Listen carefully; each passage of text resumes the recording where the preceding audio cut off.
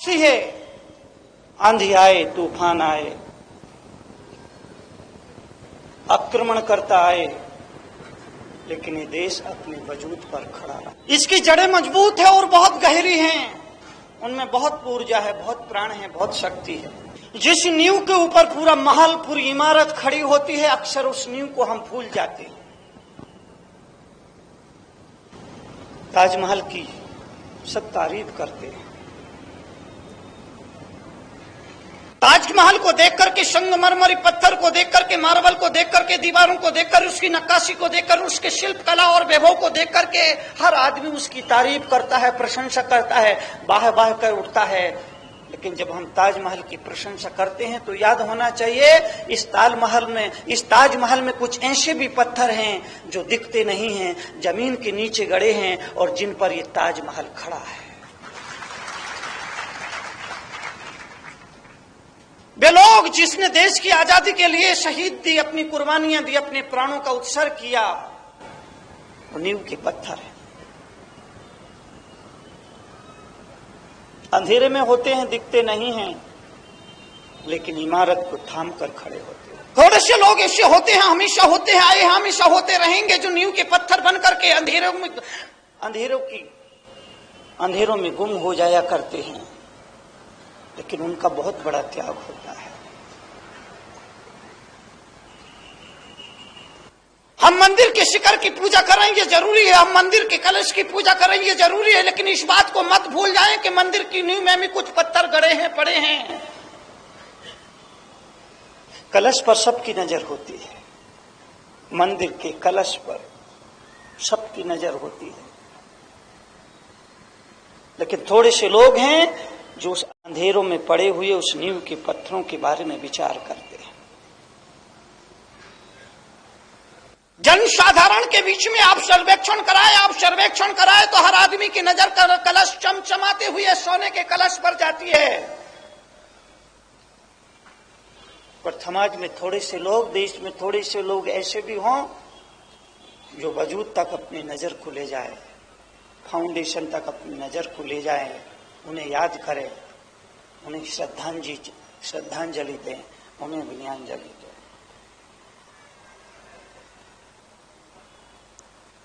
कोई भी धर्म, कोई भी समाज, कोई भी मुल्क, कोई भी राष्ट्र, कोई भी संगठन, कोई भी संस्था उन थोड़े से लोगों की त्याग और समर्पण से चलता है। आजादी का पर्व है।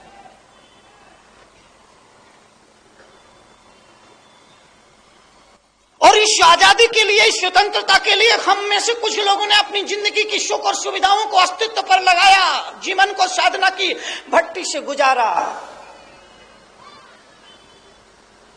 स्वराज के लिए हमारे देश के महान नेताओं ने, कार्यकर्ताओं ने, देशभक्तों ने, शहीदों ने बड़ा बड़ा समर्पण और कुर्बानियां दी हैं। स्वराज मिला, लेकिन ये आधी अधूरी आजादी है। मुझे कभी कभी लगता है कि स्वराज मिल जाने के बाद हमने समझ लिया कि हम पूरी तरह से आजाद हो गए, हम पूरी तरह से स्वतंत्र हो गए। स्वतंत्रता का मायना हमने स्वच्छंदता में बदला। ये लड़ाई स्वतंत्रता के लिए थी, लेकिन लगता है कि स्वतंत्र ना हुए, हम स्वच्छंद हो गए। स्वराज के बाद हमें सुराज के लिए पुरुषार्थ करना चाहिए, कल्पना करना चाहिए, संकल्प के साथ आगे बढ़ना चाहिए।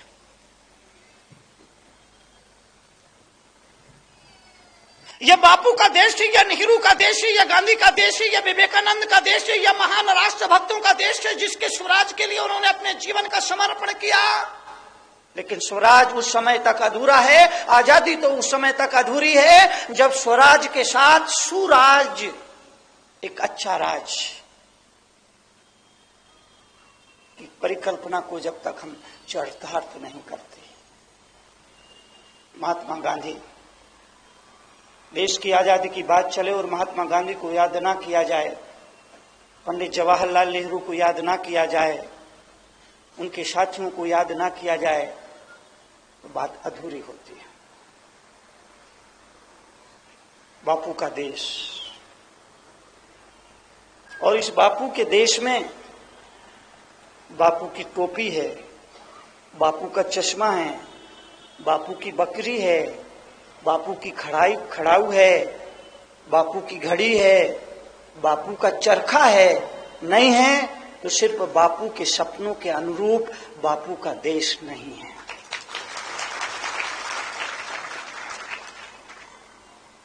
बापू के सपनों के अनुरूप निवेदन किया जाना चाहिए, बापू के सपनों के अनुरूप बापू का देश नहीं है। बापू ने तय किया था, देश के हमारे नेताओं ने तय किया था, आजादी के बाद सबसे पहले इस देश में गो हत्या पर पूरी तरह से प्रतिबंध लगा दिया जाएगा। एक सपना था, एक संकल्प था, लेकिन आपको हमें सबको मालूम होना चाहिए, आजादी के बाद आज भी प्रतिदिन 50,000 गोवंश सूर्य की पहली किरण के साथ काट दिया जाता है। ये बुद्ध का देश, महावीर का देश, ऋषभदेव का देश, अहिंसा का देश, करुणा का देश। यह जीवन का दुर्भाग्य है। हमें समीक्षा करना होगा आने वाली 50 सालों में हमने गए हुए 50 सालों में हमने क्या किया, आने वाले 50 सालों में हमें क्या करना है, इसके बारे में समीक्षा होनी चाहिए। आज भी इस देश से गो हत्या करके, गाय को मार करके, गो का वध करके उसका मांस विदेशों में निर्यात किया जाता है, विदेशी मुद्रा हथियाने के लिए, काला धन हथियाने के लिए। यह मुल्क जो हमेशा करुणा का निर्यात करता रहा है, अहिंसा का निर्यात करता रहा है, भाईचारे का निर्यात करता रहा है, मानवता का निर्यात करता रहा है, संस्कृति और संस्कारों का निर्यात करता रहा है, दुर्भाग्य से आज मांस का निर्यात कर रहा है, क्रूरता का निर्यात कर रहा है, हिंसा और हत्या का निर्यात कर रहा है। दिल्ली का वो ऐतिहासिक लाल किला, जहां आज आजादी की पर्व के इस अवसर पर देश की शान आन बान के रूप में राष्ट्रीय तिरंगा झंडा फहराया जाता है। मैंने एक आंदोलन किया मांस निर्यात के खिलाफ, पशु हत्या के खिलाफ, गो हत्या के खिलाफ।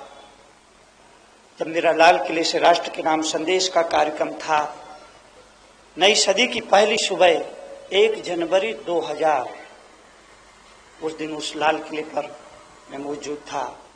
मेरे साथ देश के 250 विभिन्न धर्मों के, मजहबों के साधु संत थे और मंच के सामने 2-3 लाख आदमी मौजूद था।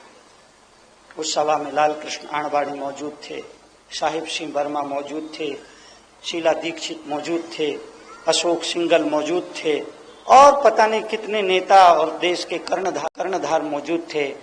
मैंने एक वक्तव्य में कहा था उस दिन, उस मंच पर, उस लाल किले की जनसभा में मैंने कहा था, देश के नेताओं के नाम अपने संदेश में कहा था, आह्वान में कहा था कि देश से निर्यात करना है तो दूध का निर्यात करिए, घी का निर्यात करिए, निर्यात करना है तो हीरे और मोतियों का निर्यात करिए, निर्यात करना है तो अहिंसा और करुणा का निर्यात करिए, हिंसा के नाम पर मांस का निर्यात मत करिए। और मैंने नेताओं के नाम पर, देश की जनता के नाम पर अपने आह्वान में कहा था, अगर ये सब निर्यात करने को ना मिले तो इस देश में जितने भ्रष्ट नेता है उन भ्रष्ट नेताओं का निर्यात कर दीजिए। ये देश सोने की चिड़िया बन जाएगा, ये देश विश्व गुरु होने का दर्जा हासिल कर लेगा। जितने भ्रष्ट नेता है उनका निर्यात कर दो, उनका एक्सपोर्ट,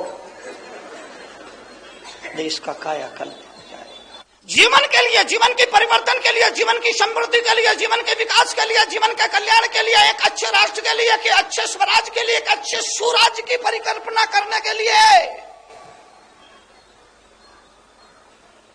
हमें संकल्प और साधना के दौर से गुजरना होगा, चिंतन, चरित्र और चर्या के दौर से गुजरना होगा। भारत इतना बड़ा जनतंत्र, लोकतंत्र, दुनिया का सबसे बड़ा लोकतंत्र, हम सब भारतीय। मुझे लगता है कि भारत का हर आदमी भारत है, भारतीय नहीं,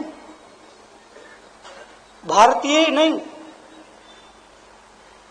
मैं महसूस करता हूं कि भारत का हर आदमी भारत है, भारत का हर आदमी चलता फिरता भारत है। आप अपने दोनों पैरों को फैला करके, अपने दोनों हाथों को यूं कूल्हे पे रख लें तो भारत का नक्शा खुद ब खुद बन जाया करता है। कोई आदमी अपने दोनों पैरों को फैला करके और दोनों हाथों को यूं रख के खड़ा हो जाए तो भारत का मानचित्र खुद ब खुद बन जाया करता है। दाहिने तरफ आपको राजस्थान दिखाई देगा, बाएं तरफ आपको बिहार उड़ीसा दिखाई देगा। पैरों पर नजर डालोगे वहां तमिलनाडु दिखाई देगा, घुटने पर नजर डालोगे वहां कर्नाटक दिखाई देगा, नाभि पर नजर डालोगे वहां मध्य प्रदेश दिखाई देगा, छाती पर नजर डालोगे वहां उत्तर प्रदेश दिखाई देगा, और छाती के पास ही कहीं दिल है जिसको दिल्ली कहते हैं। थोड़ा ऊपर जाओगे पंजाब दिखाई देगा, थोड़ा और ऊपर माथे पर जाओगे तो जम्मू कश्मीर दिखाई देगा। माथा जम्मू कश्मीर है, शायद इसलिए वो आज भी सिर दर्द बना हुआ है। माथा, अब माथा होगा तो सिर में दर्द, तो जम्मू कश्मीर हमारा माथा है, वो मुकुट है। माथा होगा तो सिर दर्द तो बीच बीच में होगा। पंजाब गला है, इसलिए पंजाब समस्या के समाधान के लिए लंबे समय तक इस देश का गला घोंटा जाता रहा है। भारत का हर आदमी भारत है। जीवन के लिए हम कभी विचार करें, जिंदगी के लिए हम कभी विचार करें, अपने समाज, अपने मुल्क, अपने राष्ट्र, अपने देश की संस्कृति, परंपरा, जीवन मूल्यों के लिए हम कभी कभी ठंडे दिमाग से विचार करें। करना होगा।